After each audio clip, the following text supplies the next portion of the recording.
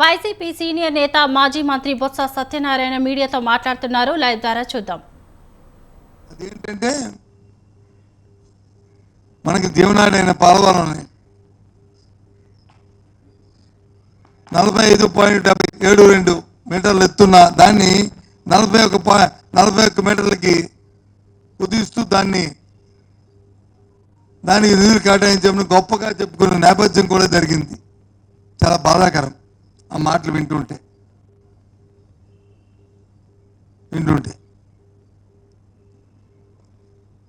ఆలోచించవలసింది సాది. అంతకుముందు కూడా మనకు తెలుసు 14-19 మంది ఏం జరిగిందో మనం చూసాం. ఏదైతే రాష్ట్రానికి రావాల్సిన ప్రత్యేక వాదాన్ని ప్రత్యేక ప్యాకేజ్ కింద మాత్రం అప్పుడున్న ఈ పోలవరానికి రావాల్సిన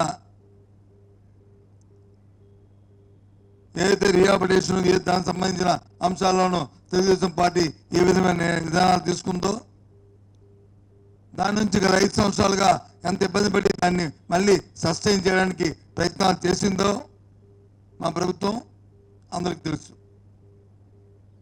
మళ్ళీ పునరావృతం అవుతుంది.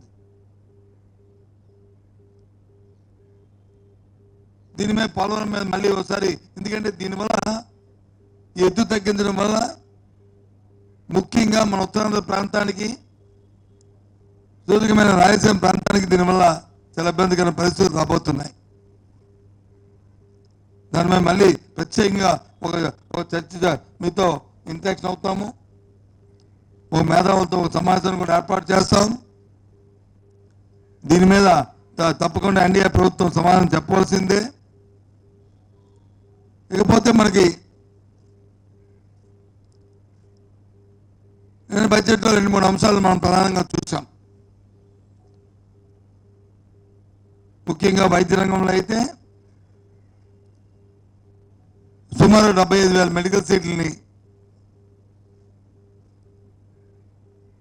పెంచబోతున్నాం. దేశవ్యాప్తంగా కూడా ఇవ్వబోతున్నాం అనే విషయాన్ని వాళ్ళు పొందుపరిచారు. మీ ద్వారా ఒకసారి ఆలోచన చేయమని కోరుతున్నాం. అందులో మన తాలూకా మనకు రావాల్సిన న్యాయబద్ధమైన మన తాలూకా మెడికల్ సీట్లు ఏ విధంగా సంపాదించుకుంటాం. గత ప్రభుత్వంలో మా ప్రభుత్వంలో ఆ రోజు జగన్మోహన్ రెడ్డి నాయకత్వంలో సుమారు 17 మెడికల్ కాలేజీలని ఏ జిల్లాలో అయితే ప్రభుత్వ మెడికల్ కళాశాల లేదో నూతనంగా ఏర్పాటైన జిల్లాల్లో అక్కడ ప్రతి దగ్గర కూడా ఒక కాలేజీని వచ్చి ఏర్పాటు చేయడం నిర్ణయం తీసుకోవడం, దాంట్లో భాగంగా 5 కాలేజీలు ప్రారంభించడం, విజయనగరం, మచిలీపట్నం, రాజమండ్రి, ఏలూరు విషయం అందరికీ తెలిసిందే. ఈ ప్రభుత్వం వచ్చిన కొత్తగా వెళ్ళి గత సంవత్సరంలో రావాల్సింది సాక్షాత్ ప్రభుత్వమే మీరు వచ్చి సీట్లని మా కేటాయింపు పక్కర్లేదు అని చెప్పి లేఖ రాసిన విషయం వాస్తవంగా అందరికీ తెలిసిన విషయమే. పనులను ఎక్కడికక్కడ ఆపేశారు.